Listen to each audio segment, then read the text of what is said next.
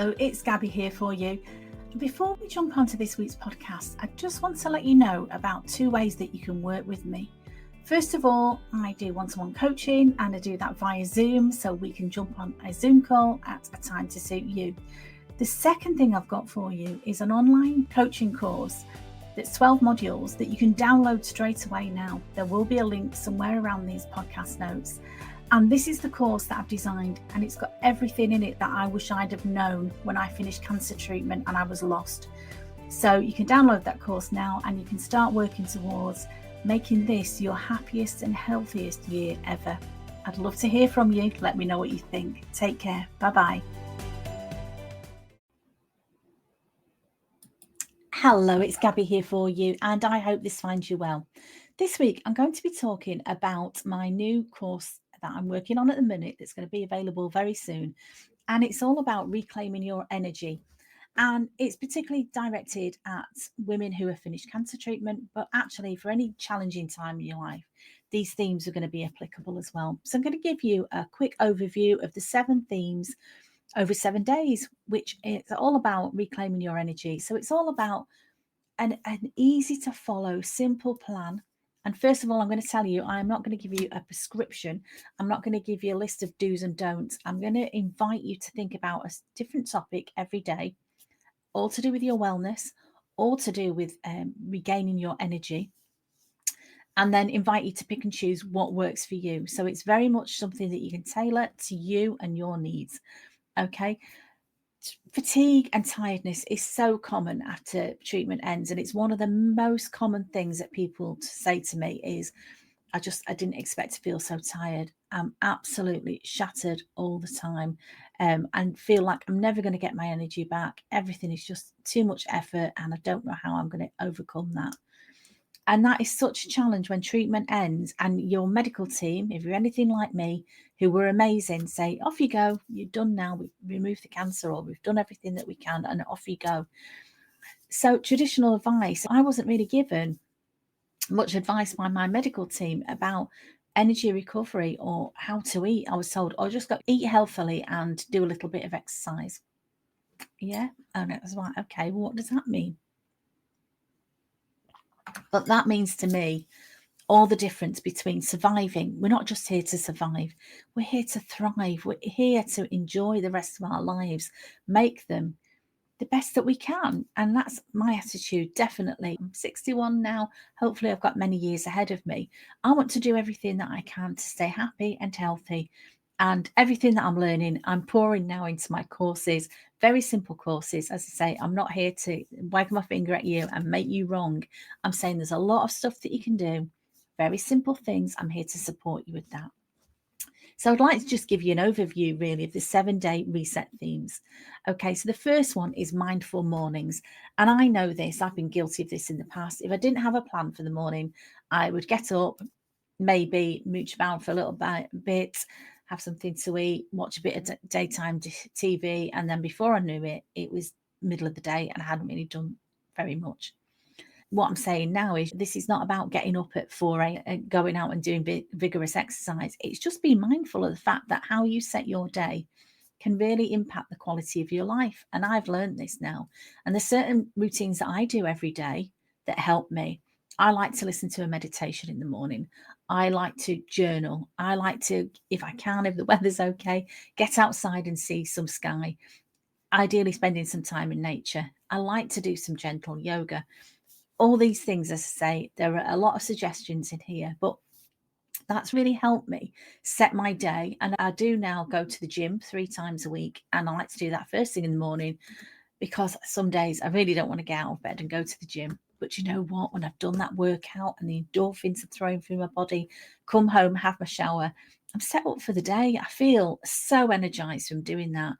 And again, this is not saying that everybody should be going to the gym in the morning. What I'm saying is, let's come up with a plan for you, for your mornings. How can you make your mornings impact your life in a really positive way? Okay. The next theme is nourishing your body. And as I say, when I finished my cancer treatment, the only advice I was given really was to eat healthily. Well, what does that mean? So I've got, again, a lot of simple energy boosting nutrition tips that can help your recovery. And at this time of the year when it's cold and sometimes you don't really feel like making a lot of food, one of the best things that I love is a soup. Simple soups with nourishing vegetables or whatever you want to put into it. It's, again, a really easy way of giving yourself a bit of nurturing as well, because this is all about nourishing your body. So when I talk about nutrition, what I'm really not talking about is a restrictive diet that says you can never have anything that you enjoy, you can never eat all the things that give you pleasure. Now, if some of the things that give you pleasure are not the healthiest, let's think about how do we incorporate that into your week so that you can have a treat, so that you can have. When I was studying my nutrition course, one of the things that stuck with me was the 80-20 rule. So if you are knowing that 80% of the time you're eating the optimum nutrition, you're eating all the good stuff, pumping your body full of good nutrients, yes, you can enjoy a piece of chocolate cake or whatever it is that you enjoy, or a glass of wine, things that we know we wouldn't be drinking or eating 3 times a day, every day, and expect to stay healthy. But you can incorporate that if you want to. This is not about, I'm not the fun police. I'm not going to tell you to throw that out. Okay. The next one I'm going to come on to, and this is something I've struggled with for many years, is gentle movement. Even at school, I was never a sporty girl. The other girls in my class were much better at sport than me. I didn't really enjoy it. But now I really see the value in exercise. I understand it doesn't have to be exhausting to be effective. And again, I've got a huge list of things that we can try. And again, it's what works for you. I do going now to my classes. I've got structured classes that I like to follow, and I think really important as you're getting older is weight bearing exercises for women, because we know as we get older, if we don't exercise, if we don't move our bodies, our muscles will waste away, our bones will get thinner, and gentle exercise is one of the best things that you can do to prevent that. And you're taking your health in your own hands. One of the most challenging things about a cancer diagnosis is the feeling that you're not in control, isn't it? But this is all stuff that I'm talking to you about now, stuff that you can control, stuff you're doing something for yourself, treating yourself with love and compassion. This is not about punishing yourself. This is about giving yourself the best chance of a happy and healthy future. And it's my pleasure to be your guide through that. Okay, the next theme is rest and sleep optimization. So understanding the connection between deep rest and energy, because it makes sense. You need to restore overnight. I didn't realize this until I studied it about the circadian rhythms, about I used to think, oh, it's okay if I stay up late and I'll just stay in bed a little bit more in the morning. No, for me, and now I understand my own rhythms. I know that if I miss my sleep between midnight and 4 a.m. in the morning, I don't feel energized the next day. And so for me, it's really important. I've got some great routines. I take some supplements. I've got some little routines that I go through winding down at night. And as I always say, it's like putting a toddler to bed. You don't just throw an overactive toddler into bed and expect them to sleep straight away. So it's getting ourselves ready for the best sleep that we can have. And again, that's a beautiful, nurturing thing to do for yourself. Okay, the next thing I'm going to come on to is reducing energy leaks. And what does that mean? It means identifying hidden stressors and setting boundaries. Some of these stressors may not be so hidden. If you've got relationships, for instance, that are difficult, if you are not enjoying your job, whatever it is that's making you stressed out, if you've got people in your life that are giving you stress, I want to explore that with you, because for a while I used to think, oh, she made me unhappy or she made me angry. And then I realized there's a lot that I can do to control my reaction to that. And there's a lot that I was allowing in my life that wasn't healthy for me. So I've learned to set boundaries, and I can, again, lots of suggestions how you can do the same as well. Okay, so the next theme is emotional energy reset. So what does that mean? Think about all the things that take your emotional energy. So negative emotions like guilt, fear, self-doubt, whatever it is that you've got, I've got some exercises for you to release these emotional energy drains that you've got, because maybe we're never going to eliminate them, but we can learn to manage them. Okay, this is all about reclaiming your joy as well as your energy. Okay, I don't just want to give you more energy, I want to give you more joy, more enjoyment of life, because this is all about thriving, not surviving. Okay, and then the seventh step really is making a sustainable self-care plan for you.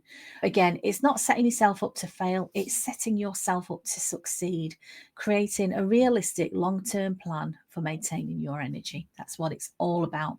There is science between what I'm talking about, these baby steps, if you like, this 1%. And I think even Stephen Bartlett's now got a journal or a diary that he's brought out, and that is called the 1% step or something. It's definitely got 1% in it. And what he says is the power of small, consistent changes is much more powerful than a quick fix or throwing everything out that you're doing now and doing something completely different.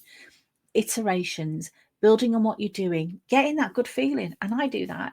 Oh, yeah, I've been to the gym today. Great. So that means I'm going to come home. I feel a bit more inspired now to create a lovely, healthy lunch for myself and really be mindful about how I'm cooking it and not going for just a quick snack that's maybe not so healthy. That's a little example. So, as I say, this course that I'm building now is going to be available online. It's going to be available on my website. When it's available, I'll put a link somewhere around these show notes. But I would encourage you now to think about small changes, just one small change that you could make today to make yourself feel better, to make yourself have more energy. And I'd love you to join me on my Reclaim Your Energy course. So there will be a group online where I do weekly Q&A, question and answers, so we can get involved. You can come to me with all your questions or how these things relate to you.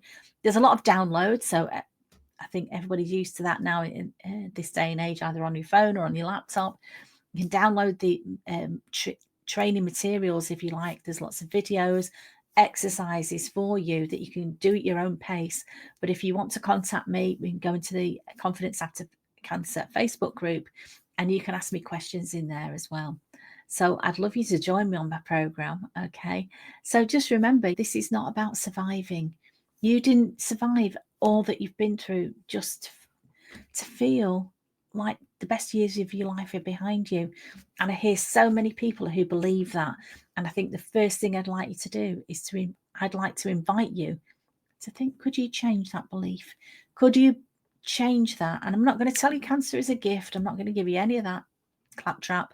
I'm going to tell you that actually, for me, it took me an awful long time to realize that wrapped within that diagnosis that I struggled with for so long, everything that I'd lost, I gained a lot. I gained a lot about putting myself first. I gained a lot of knowledge about wellness and nutrition. I gained a new career from helping other people, from becoming a coach, for training for something that actually fills me with joy and sets me on fire when I know that I can help somebody transform from being in a bad place to being where they're lit up and they are looking forward to their bright future, and that they're there, they're glowing, and they're there for themselves and for the people around them. And that's why I love doing the work that I do. So you can find me on all socials, Gabby Mottershead. You can find me on my website, Confidence After Cancer. And I would love you to join me in my Reclaim Your Energy course. Okay. Thank you so much for listening. As always, please get in touch and I can help you with anything at all. Remember to stay safe. Thanks for listening. Bye-bye.